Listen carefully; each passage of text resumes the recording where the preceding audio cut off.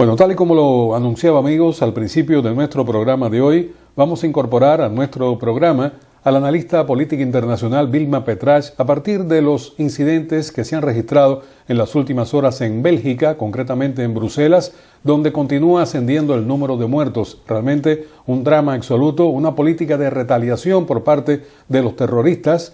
Hasta el momento no se tiene con certeza el número de muertos porque hay una enorme cantidad de heridos y por lo tanto pudiera seguir creciendo esta cifra letal, este número de muertos. Así que para ti, Vilma, la bienvenida, los buenos días en un día realmente bien problemático, bien dramático y en lo que incluso esperaban algunos observadores internacionales y algunos analistas militares estaban pensando que pudieran en algún punto de Europa producirse este tipo de atentados. Sí, mira, obviamente estamos hablando de un acontecimiento que ocurre en la madrugada, en la mañana del día de ayer, pero sobre todo un elemento que te está dando cuenta del nivel de inseguridad que se vive hoy en Europa. Yo creo que Europa está atrapada en este momento por el miedo, porque esto se venía avisorando. Obviamente esto ocurre a días de que se hubieran atrapado finalmente al principal cabecilla de los atentados de París, pero te está indicando algo muy peligroso, Daniel, que es que ya no se trata de lobos solitarios, que era la tesis que venía manejando Occidente, y de hecho,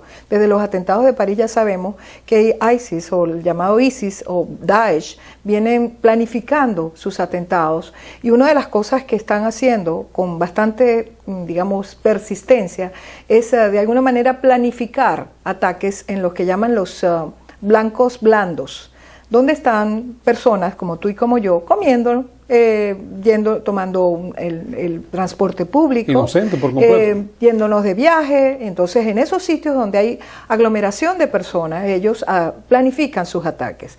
Lo que llama la atención es que el aeropuerto de Bélgica no estaba suficientemente vigilado y que, habiendo un barrio que debo decir el nombre porque es Molenbeek. Molenbeek es un barrio básicamente de población musulmana que se ha convertido en lo que en Venezuela llamamos las zonas de paz. Las zonas de paz es sitios donde los delincuentes son los que dominan. Yo no estoy diciendo que los que viven en Molenbeek todos son terroristas, ni mucho menos, pero evidentemente son zonas donde la policía no entra, no tiene la libertad de acción o entra muy poco, de manera que se sabe que estos individuos estaban siendo protegidos, porque el tipo vivió durante más de 4 meses en ese lugar, el que atraparon. Exacto, el cuando hablas del tipo habría que explicar qué fue lo que pasó, un arresto de uno de los autores. Claro, el autor en París. fundamental, ya te lo había dicho, que el autor, esto ocurre a pocos días de que atrapen al autor fundamental de los ataques de París. O sea, esto no es un accidente, Daniel. Y lo más terrible de todo esto, y no quiero entrar en un círculo vicioso de decir, bueno, señores, esto que está pasando es lo que explica lo que ocurre cuando las poblaciones se sienten inseguras y desesperadas y empiezan a buscar, digamos, salidas políticas a sus temores.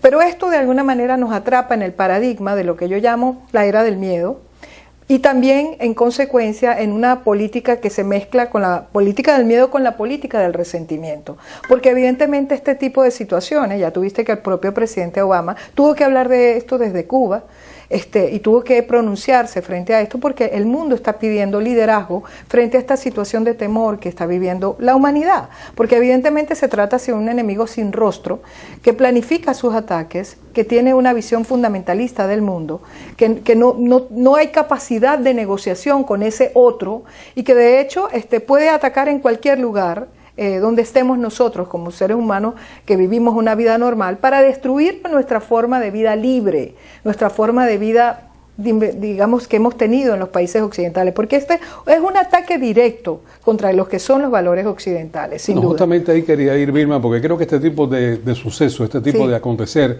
si lo insertamos dentro de la campaña presidencial de los Estados Unidos y la política norteamericana, pues refuerza un tanto las tesis de algunos de los precandidatos, y no de algunos, creo que fui demasiado plural. Estoy pensando justamente en Donald Trump, que ha dicho que sencillamente hay que tomar medidas en este sentido y que hay que expulsar a los musulmanes de los Estados Unidos o al menos no permitirles su entrada. Sí. Y esto refuerza la tesis para algunas personas que ven las cosas en blanco y negro. Sí, bueno, mira, por eso yo te hablaba del momento de la era del miedo y que la política del miedo y la política de la frustración y del resentimiento se conjugan para crear un sentimiento nosotros lo hemos analizado aquí en tu programa, de sentimiento, valga la redundancia, anti-establishment, anti-clase política, anti-élites, porque considera la gente que los que están, digamos, haciendo la labor de gobierno, no están cumpliendo con su papel de darnos la seguridad que nosotros creemos perdida o que sentimos perdida, una seguridad que es económica, una seguridad que es física, una seguridad que es inclusive frente a la visión de país que nosotros creemos que es la visión perfecta y que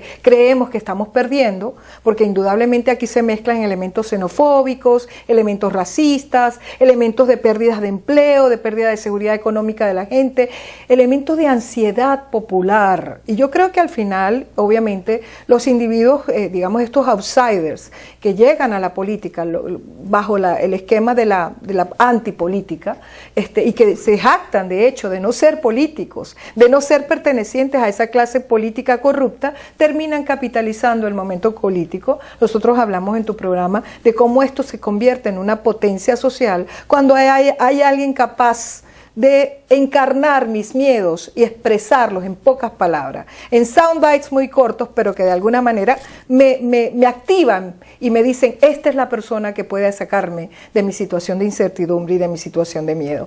Evidentemente, esto no se trata de un fenómeno racional, Daniel. Se trata de un fenómeno, evidentemente, que apela precisamente a esto, repito, al temor de la gente, a perder lo que ellos sienten que están perdiendo, su calidad de vida, su seguridad física y económica, y obviamente todo el que de alguna manera se convierta en posible, como que atente contra esa seguridad, se convierte en un enemigo. Ese yo creo que ha sido el valor de Trump, porque Trump sin duda es un individuo que ya lo dijo, tú sabes que él hizo un periplo en Washington recientemente, tratando de darse digamos la seriedad que evidentemente no tiene frente a lo que podríamos llamar los factores serios del establishment. Estoy hablando, por ejemplo, de ir a visitar al Washington Post, pero el Washington Post saca un editorial que dice, "We met with Donald Trump and electing him will be a radical risk."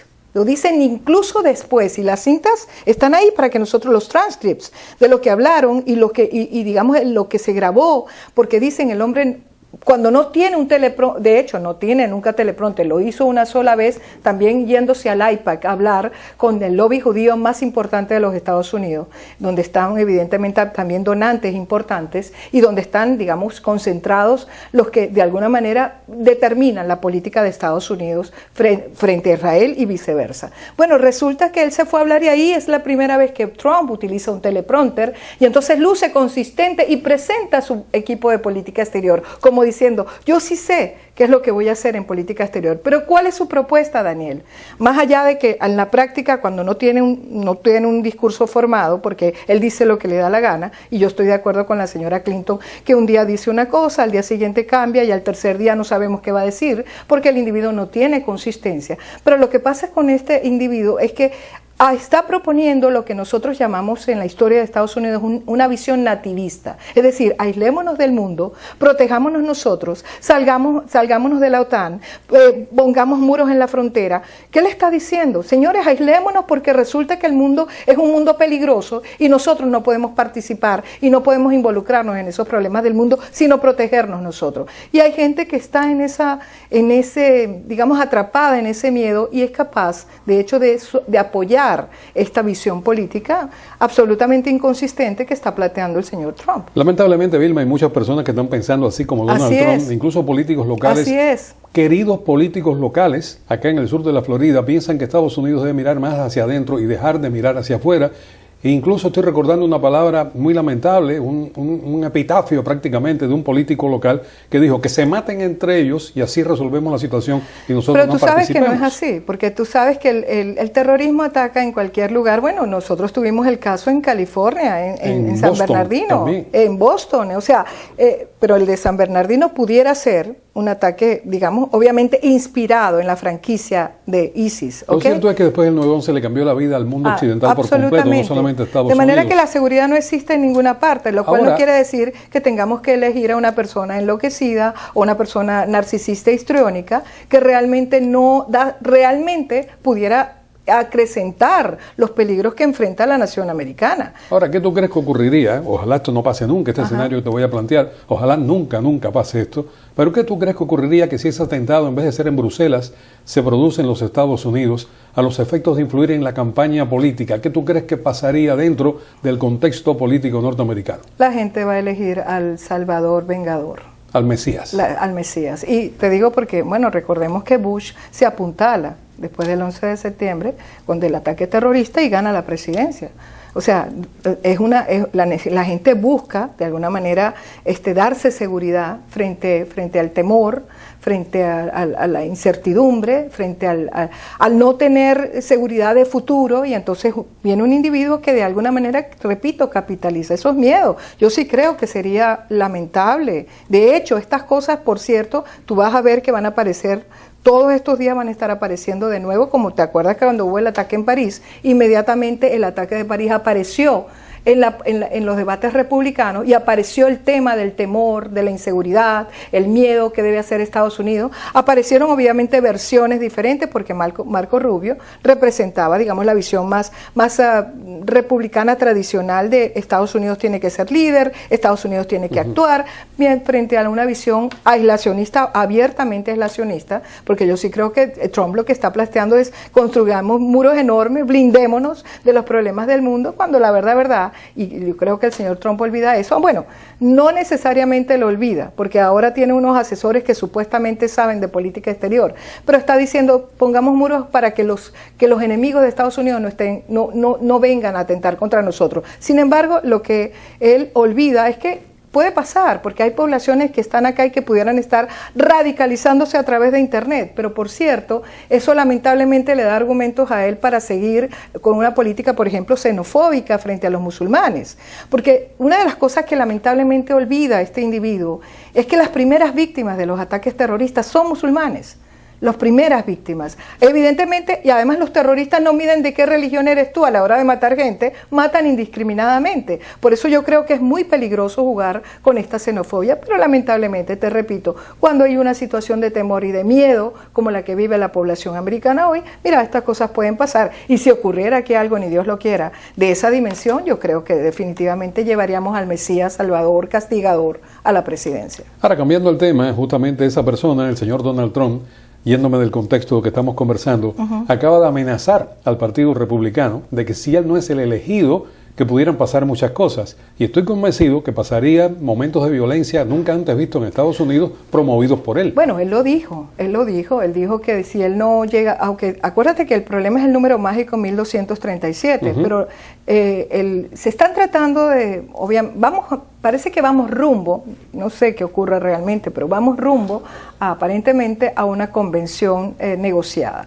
El tema, por eso es que dicen que, por ejemplo, Kasich se queda, porque Kasich es el tapón que lo paró en Ohio, y vamos a ver, pero obviamente Trump va a seguir ganando. Vienen las próximas primarias que están viniendo, son primarias cerradas, donde van a votar republicanos, pero acuérdate que los propios republicanos se están dividiendo ahora. Por eso es que tú encuentras que un gobernador como Huckabee, que es conservador, está apoyando a Trump, y de repente vemos a un señor liberal al estilo también republicano como Scott Brown, el que fue senador de Massachusetts, que resulta que ahora también es trumpista. O sea, tú dices, ¿pero qué está pasando? Porque tú sabes qué es lo que creo, que están apostando al ganador y la necesidad presuntamente de mantener al partido unido, ¿verdad? Pero el costo de mantener unido al partido es perder al país. O sea, mantener unido al partido para ganar elecciones, vale la pena hacer eso y perder el país. Yo creo que es un juego sumamente peligroso. Mira, y si la gente busca seguridad, yo te digo, yo le aconsejaría a la señora Clinton que se convierta en la madre, porque si lo que estamos buscando seguridad se convierte en la madre, apelando precisamente a que voy a buscar la unidad, voy a proteger a América, voy a protegerla de las amenazas inclusive internas que tenemos en este momento, yo trataría, siendo asesora de ella si lo fuera, señora, apele también a usted a esa imagen, porque el sentimiento anti-establishment es tan fuerte que podemos estar eligiendo a la persona equivocada. De manera que las campañas se tienen que adaptar también al momento político de tensión, de incertidumbre que está viviendo la gente, ¿no? Tú estás apostando a una convención abierta del Partido Republicano que no le dé la nominación a Donald Trump. Para mí eso sería la destrucción del Partido Republicano tal y como lo vemos en estos días. Nos hemos quedado sin tiempo, pero sería del mal tal vez el peor, porque no nominar a Donald Trump sería dar una bofetada, y eso lo comenté en el programa anterior contigo, a miles de personas que han votado por él. O sea que pero el Partido Republicano... Él está amenazando con violencia si eso ocurre también, Daniel. De acuerdo. ¿Qué pasa si en la convención y si existen reglas del juego que permitirían que en una segunda ronda de votación no quedara el que estaba de primero en delegados, aunque no tenía el número de delegados? La única regla parece que es que no hay ninguna regla y que puede ser cambiada en cualquier momento. Así es. Te agradezco muchísimo, Vilma, por estar con nosotros en el día de hoy, como siempre, enriqueciendo este programa. Gracias. Muchísimas gracias a ti. Vamos, amigos, a la pausa y al continuar nuestros primeros servicios profesionales en este su magazine En Contacto.